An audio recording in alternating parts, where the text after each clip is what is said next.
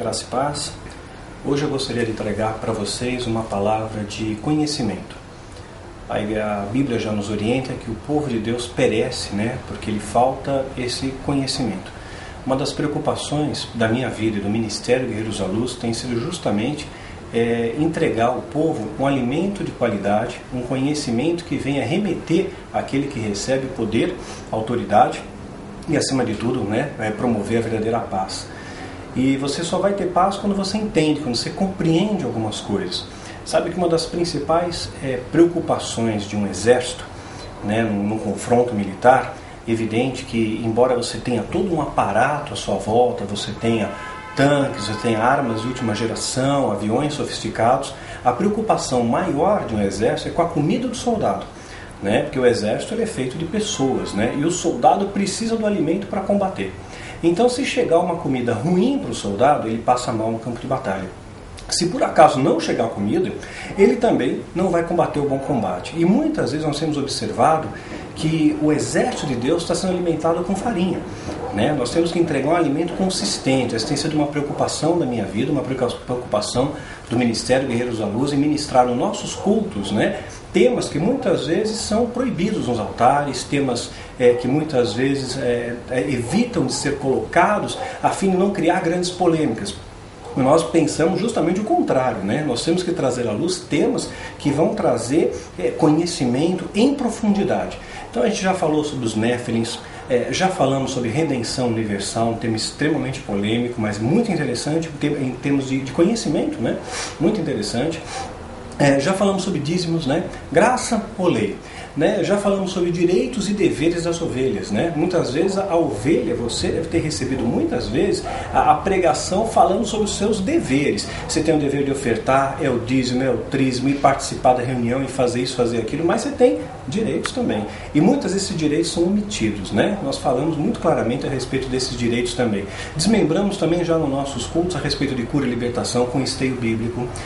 Procuramos também trazer ao nosso culto, nos cultos, uma mensagem a respeito de batalha espiritual. Desmembramos uma ocasião, o Salmo 91, inclusive está postado no nosso site ali na Palavra do Missionário, onde nós aprendemos quais são as esferas da maldade. A ideia que a gente tem muitas vezes é que toda maldade é oriunda do diabo, mas nem sempre é assim, Tem outros elementos da maldade que são causas naturais, outras vezes a causa da própria ganância humana, da contaminação humana, e existem várias esferas. Então hoje eu quero trazer para você aí um tijolinho a mais, no seu conhecimento, que venha trazer edificação para a sua vida. Quero lembrar que todas as vezes que a Bíblia fala, que como é uma palavra sumariada, eu não vou fazer como eu faria no estudo, abrir a Bíblia, ler todos os textos, versículos, eu quero apenas passar para você um conceito.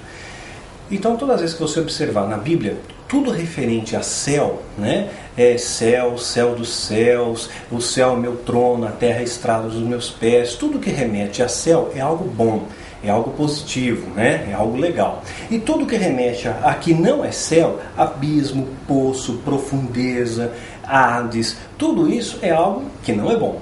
Então tem coisas boas e coisas não tão boas.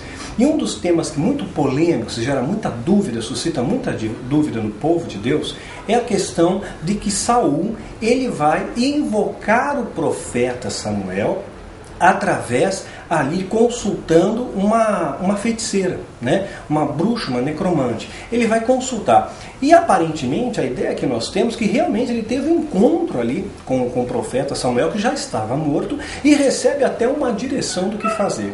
Isso muitas vezes tem trazido dúvida no meio de muitos irmãos. Eu recebo muitos e-mails por dia, e essa tem sido uma dúvida muito pontuada, muito permanente. Então eu quero trazer aí um esclarecimento a esse tipo de coisa. E muito importante você entender o contexto. Quando a gente pega um texto fora de contexto, dá nó. Que nem a gente pega a palavra, por exemplo, certa vez Jesus está passando e ele chama um rapaz para ser seguidor dele, para ser discípulo. E o rapaz fala: espera eu sepultar o meu pai primeiro. Jesus diz: não, deixa que os mortos enterrem os seus mortos, vem agora. Aí você vai parar para pensar: poxa, não podia esperar o enterro do pai?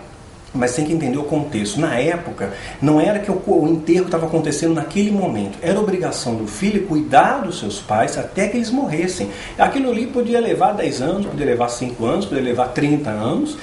Então Jesus deixou muito claro: vem agora, esse é o tempo. Então você tem que entender o contexto da situação. Um outro exemplo, né, um tema, a gente usa muito isso, às vezes até com jargão, né? Ah, tu e tua casa serão salvos. Essa foi uma palavra rema para o carcereiro, foi uma palavra rema para aquele carcereiro, né? Só que você não pode fazer disso uma regra. Ali foi rema. Rema e regra são coisas diferentes. Então, se o próprio Jesus chegou a dizer, Evangelho de Mateus, capítulo 10, versículo 36, ele chega a citar que os inimigos do homem serão seus próprios familiares, né? Irmão contra irmão, pai contra filho, nora contra sogra. Os inimigos do homem serão seus próprios familiares, lembrando que o próprio Jesus tinha irmãos que não acreditavam nele. Então, aí nós depreendemos, né, que isso não é uma regra, foi rema. Foi rema. Então é importante entender o contexto. A serpente de bronze foi adorada no deserto, que coisa! Deus não condena a adoração à serpente. Fazia uma alusão a Jesus, que foi também elevado ali no madeiro e morreu pelos nossos pecados. Vence a serpente, aquele da filho da promessa de Gênesis 3,15, que nasceu de mulher pisará a cabeça da serpente. Então, aquele contexto da época, quando elevam a serpente para livrar o povo das picadas das cobras ali no deserto, lembrando que esse povo veio de um cativeiro no Egito, né? Mais de 400 anos de escravidão. Então eles estavam aculturados pela linha egípcia de pensar, eles acreditavam que as cobras tinham propriedades mágicas, eram sagradas. Então aquilo foi uma permissão de Deus para trazer cura para aquele povo dentro do contexto que eles viviam naquela época. Tanto é que a serpente ela é destruída posteriormente pelo rei Ezequias. Ezequias destrói a serpente quando ela passa a se tornar um objeto de adoração. Era apenas para ser um símbolo e não um objeto para ser adorado. Um símbolo como a arca, como os querubins, são símbolos, mas não objetos de adoração. E aqui então voltando, o que acontece? O profeta Samuel vai ungir Saul. Ele unge Saul no 1 Samuel, capítulo 10, o profeta vai impõe as mãos e unge a Saul para ser rei. No capítulo 16, no capítulo 10 ele é ungido, no capítulo 16, Deus tira a mão dele. Tira a mão de Saul, porque a Saul agiu neciamente, com relaxo, com desleixo, né? Lembra aí de Jeremias 48:10, maldito é aquele que fizeram a obra do Senhor negligentemente, relaxadamente. Então tirou a mão. Então a gente às vezes acha, puxa, eu fui ungido. Olha só, eu recebi uma unção especial e deixa aquele orgulho entrar no coração. Tem que haver uma manutenção dessa unção com uma vida de santidade, com oração, com intercessão, com zelo com a palavra. Quando você se desvia desse prumo, você perde. Foi o que aconteceu com Saul. Ele perdeu a bênção, né? Ele perdeu a unção, ele perdeu o poder e mais ainda, ele perdeu a vida, né? Perdeu a vida. E o que acontece? Aí Saul se desvia, né? E de repente, nesse contexto todo, Samuel acaba morrendo. E aí Saul, preocupado, o cerco dos filisteus está cercando a ele, e ele, no desespero, ele vai consultar uma feiticeira. Aqui é uma feiticeira, a Bíblia relata isso, 1 Samuel capítulo 28, é uma feiticeira. Diferente do contexto, importante entender o contexto, tem o dito popular, né? Fala, os 3 reis magos estiveram lá no nascimento de Jesus e presentearam ele com ouro, incenso e mirra. Não eram 3 e nem eram reis. Isso não está escrito na Bíblia. Está escrito sim que eram magos. E a inferência é que eram 3 porque ele recebeu 3 presentes. Mas é uma inferência, não há um relato claro a esse respeito. O que há claro aí é que eram magos, mas mago no contexto de sábios. Nesse contexto aqui de 1 Samuel capítulo 28, a própria narrativa diz que aquela mulher era uma feiticeira. Ora, se Deus condena a que você busque consulta aos mortos, Saul já estava fazendo uma bobagem, já estava fazendo algo que Deus condena. Lembrando que Jesus também nos ensina, através de uma passagem bíblica, que fala sobre o rico e o Lázaro, né? Então havia um homem muito rico e Lázaro era um mendigo. Os dois então morrem, né? E quando ele está lá, o rico, né, ele vê ali, ele acaba podendo perceber, ver ali Lázaro, o mendigo lá desfrutando dos céus. E ele está num local de muito sofrimento. E ele pede, olha, permita que ele venha pelo menos molhar os meus lábios. E aí é dito para ele, olha, não tem como, não há passagem daqui, é um abismo entre vocês. Então não há passagem entre o céu e o inferno, né? Eles não podem se comunicar ali, há um abismo entre eles. E ainda ele fala, então permita que eu volte para avisar os meus familiares. E é dito o que para ele? Não, eles têm a Moisés e aos profetas. Então existe já, deixa muito claro nessa palavra do rico e Lázaro, de que já havia ali, os profetas estão aqui para dar ensinamento ao povo, não há comunicação. Essa passagem bíblica deixa muito clara, através desse ensinamento de Jesus, que não há comunicação entre os mortos, não vêm para cá. Mesmo porque quando Lázaro é levado, quem levou ele? Os anjos vieram levar. Não é o parente que morreu. A gente tem aquela ideia, quando eu morrer, vem o meu pai, vem a minha avó. Não, vem os anjos se buscar. Você é filho de Deus, né? E aí o que acontece? Então essa passagem deixa isso muito claro. Aí vamos voltar agora para Samuel. Então não há passagem, deixa muito claro, não existe essa passagem, essa comunicação. Deus condena a consulta de feiticeiros, Saul consulta a feiticeira. E de repente ela pega e invoca ali a Samuel. E ela diz para Saul, quem é que eu vou convidar para subir? Quem que você quer que eu faça subir? E quando aparece Samuel, no versículo 11... Saul então, é dito ali, o Samuel vem, por que você me fez subir? Subir, se está subindo, ele está numa camada inferior, ele veio de baixo para cima. E nós vimos anteriormente, quem está abaixo? Hades, inferno, abismo, profundeza, é algo que não é bom. Por que subir? Né? É uma coisa estranha. E depois Saul não vê Samuel, ele não está vendo o profeta, ele está se pautando, se norteando por uma referência que a feiticeira está dando para ele. Estou vendo um homem aqui, está com uma capa, então é o profeta. E ele pensou, a Bíblia diz, pensando Saul que era Samuel. Em outras interpretações vamos encontrar pensando, entendendo Saul que era Samuel. Aí sim ele vai fazer uma pergunta. Ele, o que eu faço? O que eu faço? A situação tá feia para o meu lado. Ele diz, não tem mais jeito o que fazer. Amanhã você e os seus filhos estarão comigo. Estarão com ele aonde? O inferno ali, porque aquilo ali era um demônio, não era um profeta. Subiu, alguma coisa está ensinando. Vimos que céu é bom, abaixo ali não é bom. Subiu, Saul está consultando uma feiticeira, fazendo algo, e ele fala, Deus não fala comigo, nem por sonhos, nem pelo Urim, nem pelo... Era muito comum essa consulta na época, Urim e Tumim, é um outro assunto que seria, talvez até desenvolver aqui com mais tempo.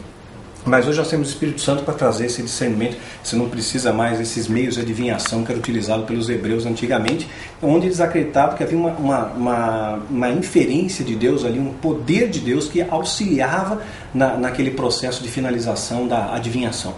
Enfim, Deus não falava com ele, porque Deus havia rejeitado. A Bíblia diz que Deus havia rejeitado Saul. Quando o profeta Samuel ainda era vivo, ele foi ungir a Davi, Deus fala com o profeta, até quando você vai ter pena de Saul? Eu o rejeitei.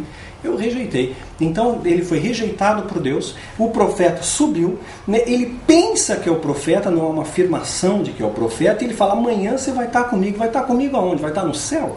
Se Deus rejeitou, mas será que ele perdeu a salvação? Eu não quero entrar nesse mérito, mas eu quero deixar algo para você pensar. Não há nenhum relato na Bíblia que mostre que Saul se arrependeu. Diferente de Salomão. Salomão caiu também, se inclinou a Astarote, mas ele mostra um arrependimento quando escreve Eclesiastes. A gente vê uma nova narrativa ali de Salomão. Davi também caiu, ele se arrepende, Deus restaura. O rei Ezequias errou, mas ele pede perdão, ele se arrepende. Então toda vez que há um quebrantamento, o filho pródigo, ele saiu, fez um monte de bobagem, mas ele volta, ele pede perdão, ele é recebido com uma festa nos céus. Ele recebe ali um anel de honra, de autoridade, é feita uma celebração ali para ele, porque ele voltou. Então quando há o quebrantamento, quando há o arrependimento, é evidente que Deus abençoa, te recebe de braços abertos. Mas quando não há esse arrependimento, há uma consequência bastante desastrosa, Era o que estava acontecendo com Saul. Então, nesse caso, para ficar muito claro para você, não era o espírito do profeta, era uma entidade demoníaca que estava utilizando ali aquele veículo, o veículo de feitiçaria, para enganar Saul, que por sua vez já estava afastado de Deus. Então ele não tinha discernimento, ele não sabia avaliar se aquilo era de Deus ou que não era de Deus. O fato é que o demônio acerta ali, realmente Saul vai perder a vida. Por quê que ele acertou? Ora, quando você vê nuvens negras, você não sabe que vai chover, Então o demônio viu, as entidades viram que as coisas estavam indo por um caminho que ia culminar na derrota plena de Saul, porque foi dado ali uma legalidade. Então é isso aí que eu queria deixar para vocês como uma semente a mais, e convidados para vocês virem participar dos nossos cultos ali do Ministério Guerreiros da Luz. Entre no nosso site www.danielmastral.com.br, né? Visite o nosso site, ore ali pela nossa agenda. Esse ano 2012 eu tenho muita coisa para agradecer a Deus. Fechamos um contrato com a BV Filmes, vai relançar, melhor dizendo, os nossos DVDs, todos os seminários, né? Com dublagem, com uma qualidade muito boa em Blu-ray. Os nossos livros também estão sendo relançados pela BV Books, né, também com uma qualidade muito boa, uma distribuição maior, possibilidades de tradução, talvez até mesmo virar filme, quem sabe, está nas mãos de Deus. E o nosso novo livro, Quilaim, também vai ser lançado pela BV. Então estamos aguardando aí esse ano 2012 com muita expectativa. Alguns dizem que o ano vai acabar, o mundo vai acabar. O ano acaba, né? Mas o mundo, acho que ainda não. Mas estão dizendo que o mundo vai acabar. Outros dizem que algumas coisas ruins vão acontecer, mas aquele que está no centro da vontade de Deus, as bênçãos vão te seguir, meu irmão. Por onde quer que você vá, a bênção do Senhor vai te seguir, vai te acompanhar por qualquer lugar que você esteja. Lembre de estar orando por nós, pelo Daniel, pela nossa equipe, que Deus continue conservando em nós um coração humilde e que a gente possa continuar recolhendo esses feridos no campo de batalha, né? Hoje o pessoal que está vindo aos nossos cultos são pessoas machucadas, feridas, mas não desista da igreja, porque Jesus não desiste de você. Jesus, ele morreu pela tua vida. O mínimo que nós podemos fazer é viver por ele, né? Que Deus nos abençoe.